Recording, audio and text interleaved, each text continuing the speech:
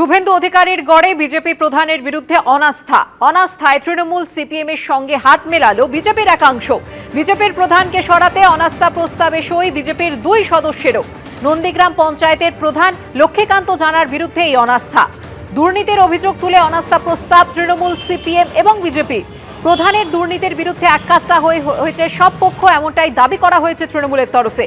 দুর্নীতিগ্রস্ত তৃণমূলই, অভিযোগ উড়িয়ে দাবি বিজেপির পঞ্চায়েত প্রধানের। বিজেপির সদস্যদের ভুল বুঝিয়েছে তৃণমূল, দাবি করেছেন পঞ্চায়েত প্রধান।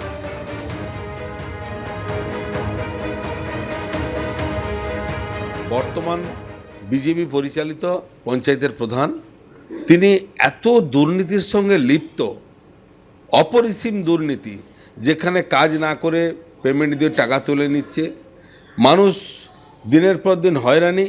ঘরের পারমিশন করতে গেলে প্রধানকে টাকা ঘুষ দিতে হয়, সার্টিফিকেট নিতে গেলে প্রধানকে ঘুষ দিতে হয়, পঞ্চায়েতের কাজ করতে গেলে ঘুষ দিতে হয়। অতএব ঘুষের প্রধানের বিরুদ্ধে মানুষ এখন গর্জে উঠেছে। তাই ওদের দলেরই মেম্বাররা আমাদেরকে সাপোর্ট করছে যে না, ওই প্রধানকে রাখা যাবে না। তা আজকে আমরা চাইছি যে এলাকার উন্নয়নের স্বার্থে প্রধান পরিবর্তন হোক। আমাদের দুজন যারা আমাদের পঞ্চায়েত সদস্য আছেন তাদেরকে ভুল বোঝানো হয়েছে, ভুল বুঝিয়ে সই স্বাক্ষর করে জমা দেওয়া হয়েছে। নিজেরাই আইন বানায়, অথচ নিজেরা সেটাকে ফলো আপ করতে পারে না।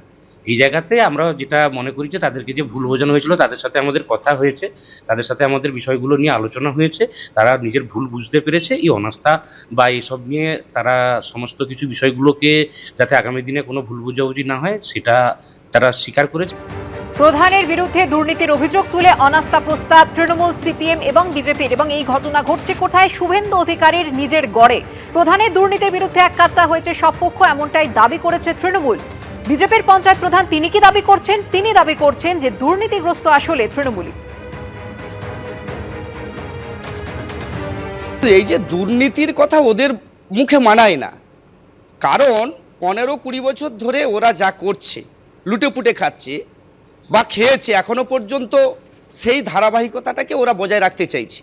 যারা চিরকাল চুরি করে এসছে, চুরির যে জায়গাটা তারা কিন্তু বজায় রাখতে চাইছে। আর সুস্থভাবে কাজ করার যে পরিবেশ এরা কিন্তু দিনের পর দিন কিন্তু নষ্ট করছে। ভুল বুঝিয়ে এদের নিয়ে যাওয়া হচ্ছে, তাদের ভুল পথে পরিচালিত করা হচ্ছে। তো আশা করি, দেখুন, যারা বিজেপি আদর্শে দীক্ষিত এবং যারা সনাতনী আদর্শে দীক্ষিত, আমি বলবো যে তাদের ভুল একদিন ভাঙবেই। ঐতিহাসিক মুহূর্তের সাক্ষী থাকলো উত্তর পূর্ব ভারত। ডিব্রুগড়ের মোরান বাইপাসে এমার্জেন্সি ল্যান্ডিং ফ্যাসিলিটিতে অবতরণ প্রধানমন্ত্রী নরেন্দ্র মোদীর। যুদ্ধ বিমানে করে মোরান বাইপাসে জরুরি অবতরণ করেন মোদী। বিশেষভাবে তৈরি এই এমার্জেন্সি ল্যান্ডিং ফ্যাসিলিটিতে জরুরি পরিস্থিতিতে ওঠানামা করা যাবে। প্রাকৃতিক দুর্যোগ, কৌশলগত প্রয়োজনেও উদ্ধার ও ত্রাণ সামগ্রী বিতরণে ইএলএফ নেবে গুরুত্বপূর্ণ ভূমিকা। সর্বোচ্চ 40 টন ওজনের যুদ্ধ বিমান ও সর্বোচ্চ 74 টনের পরিবহন বিমান থেকে নামানো যাবে এখানে।